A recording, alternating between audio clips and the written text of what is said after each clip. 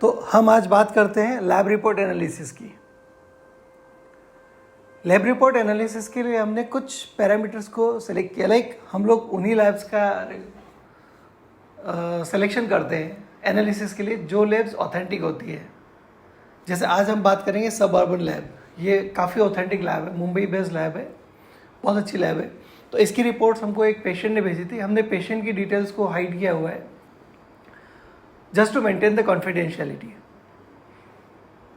इसमें हम जो एनालिसिस करते हैं वो एक कॉमन फाइंडिंग्स के बेस पे करते हैं। हम लोग हर किसी फाइंडिंग्स को नहीं लेते, या अनकॉमन फाइंडिंग्स या इमरजेंसी फाइंडिंग्स या फिर बहुत ही रेयर फाइंडिंग्स होते हैं, उनको हम लोग इस लैब रिपोर्ट एनालिसिस में इनकॉर्पोरेट नहीं करते। इसलिए कभी भी आपको इमरजेंसी हो या फाइनल कंक्लूजन के लिए आप हमेशा क्लिनिशियंस के ऊपर ही भरोसा करें। क्लिनिशियंस को अपनी रिपोर्ट दिखाएं, उसके बाद भी फाइनल करें। सबसे इंपॉर्टेंट चीज़, हम लोग जिस रिपोर्ट्स के एनालिसिस करते हैं वो यूजुअली पैथोलॉजिस्ट या माइक्रोबायोलॉजिस्ट या फिर बायोकेमिस्ट द्वारा साइन होती है और एनालाइज्ड होती है। अननेसेसरी रिपोर्ट्स को हम लोग एनालाइज नहीं करते हैं। लैब रिपोर्ट एनालिसिस के लिए हमारे पास drkamlesh.com से ऑर्डर्स आते हैं, and thankfully that we have received orders from various countries as well. Like मतलब हमारे फॉलोअर्स काफ़ी कंट्रीज़ में भी है, एंड इंटरेस्टिंगली हमारी वेबसाइट काफ़ी कंट्रीज़ में रीच हो चुका उसका just by organic growth. So let's begin our lab report analysis. ये एक पेशेंट की लैब रिपोर्ट है, जस्ट 54 ईयर ओल्ड मेल है। अब अगर इसके आप पैरामीटर्स देखोगे तो जस्ट आपके सामने रेफरेंस रेंज भी लिखी हुई होती है और उसकी वैल्यू लिखी होती है। जैसे फर्स्ट में ये आपका जो है आरबीसी, पीसीवी, एमसीवी, ये सारे पैरामीटर्स लिखे हुए हैं।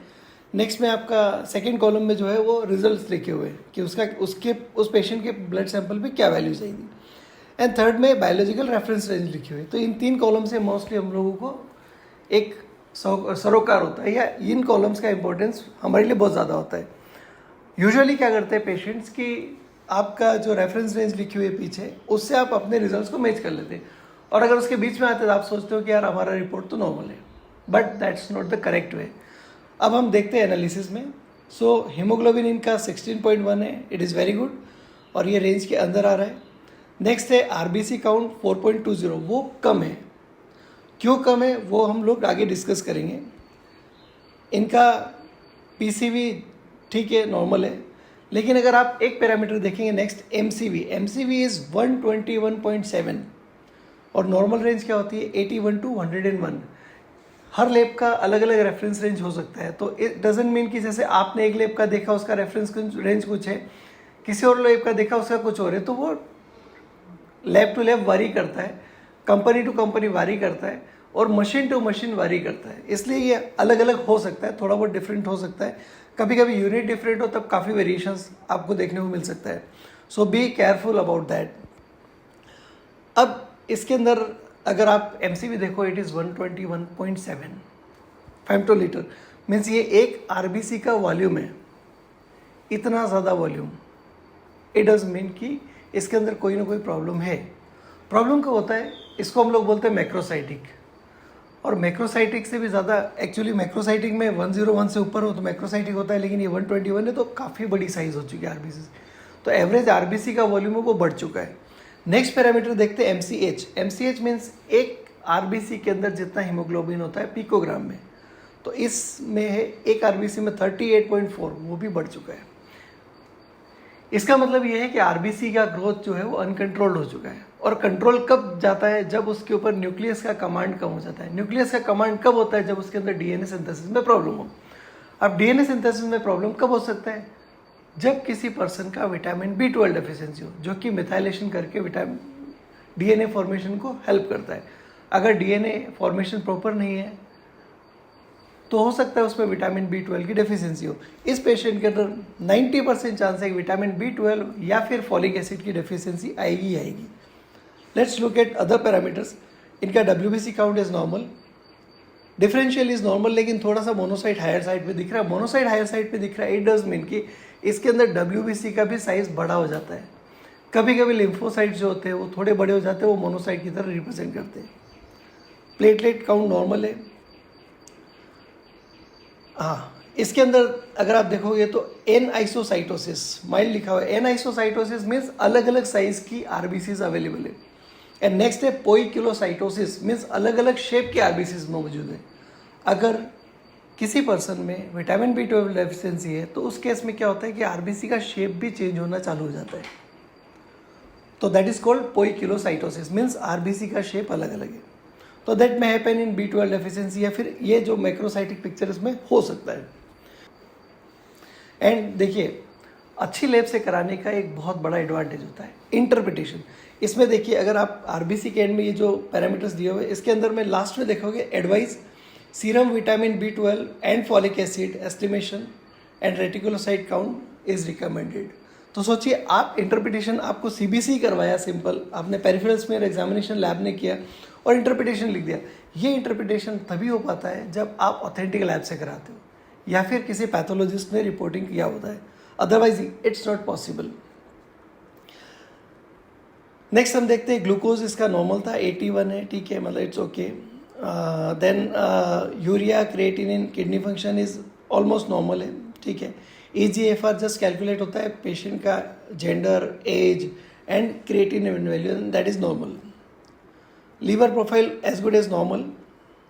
नाउ सी हम जो बात कर रहे थे कि इस पेशेंट का विटामिन B12 या फोलिक एसिड कम आ सकता है। विटामिन B12 इन्होंने टेस्ट करवाया था एंड इट वाज 189। अगर आप रेफरेंस रेंज से भी कंपेयर करो तो 211 से 911 पिकोग्राम पर ml नॉर्मल रेंज है।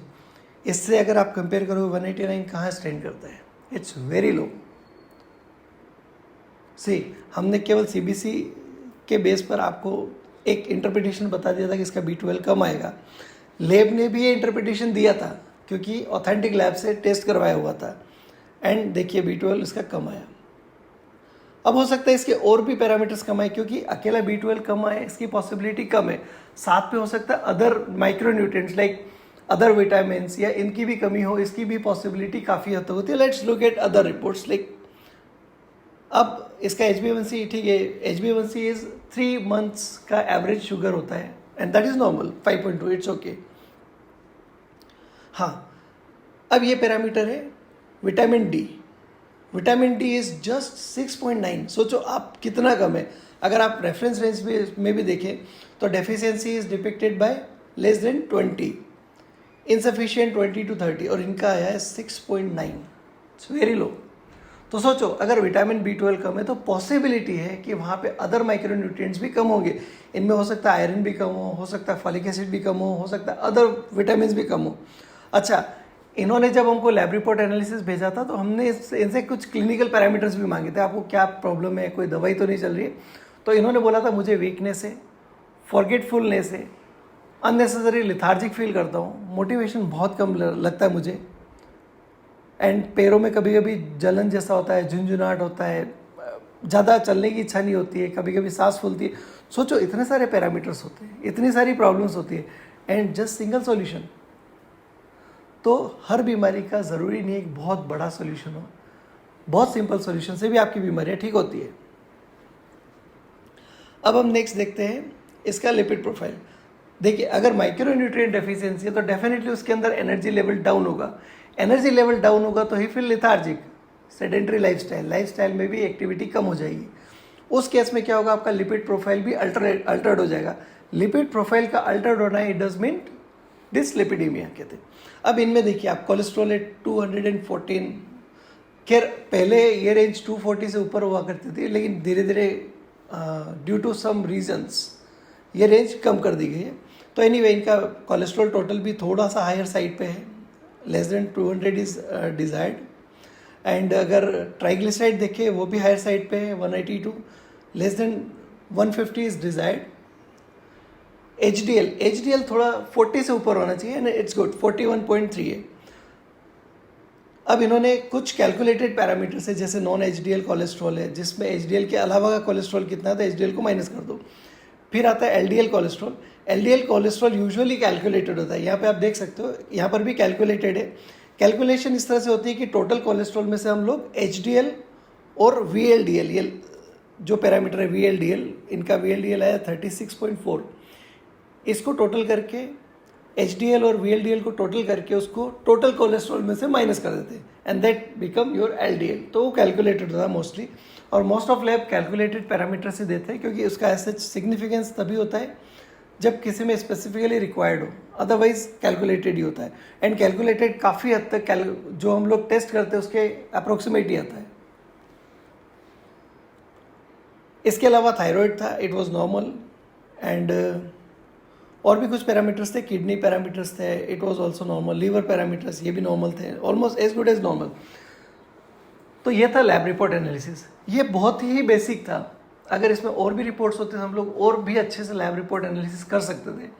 बट इसमें भी देखिए, एक पर्सन का केवल MCV MCH देख के हमने काफ़ी कुछ एनालाइज कर लिया, लाइक इनका B12 कम आएगा। अगर B12 कम है तो पॉसिबिलिटी एक दूसरे भी पैरामीटर्स डिरेंज्ड आएंगे, लाइक लिपिड प्रोफाइल डिरेंज्ड आया था, विटामिन D भी कम आया था। तो इसीलिए इंपॉर्टेंट होता है कि अगर आप लैब रिपोर्ट कराएं, जैसे ये पैकेज में आई बिलीव कि ये पैकेज में करवाया होगा और पैकेज में बहुत सारी रिपोर्ट्स हो गई थी, अब इनको दिखाने जाने का प्रॉब्लम होता है। तो आप ऑनलाइन drkamlesh.com पे लैब रिपोर्ट एनालिसिस बुक कर सकते हो और आप अपनी रिपोर्ट्स हमको शेयर कर सकते हो, तो हम आपको उसको एनालाइज करके दे देते हैं। और एनालिसिस इतना इंपॉर्टेंट होता है कि एनालिसिस से ही आपकी बहुत सारी बीमारियों का डायग्नोसिस हो जाता है। एंड दी मोस्ट इम्पॉर्टेंट, जो कि ये रिपोर्ट्स एक ऑथेंटिक लैब से कराई थी, तो उन्होंने भी अपना एनालिसिस दिया था। तो ऑथेंटिक लैब से कराने के लिए हम लोग हमेशा बोलते हैं लैब हमेशा ऑथेंटिक सेलेक्ट करें, ऐसी लैब सेलेक्ट करें जहाँ पे डॉक्टर इंटरप्रिटेशन करता हो और साइन करता हो। लैब के डॉक्टर्स होते हैं पैथोलॉजिस्ट, माइक्रोबायोलॉजिस्ट या फिर बायोकेमिस्ट। तो इनका साइन के बिना अगर आपको रिपोर्ट्स मिले तो आई प्रीफर कि आप वहाँ पे टेस्ट ना कराएं। उससे क्या है, आपको प्रॉपर एनालिसिस एंड इंटरप्रिटेशन मिल सकता है वहाँ से भी। और अगर एनालिसिस हम हमारे से करवाना चाहते हो तो आप free, you can go for that. With this, thank you so much.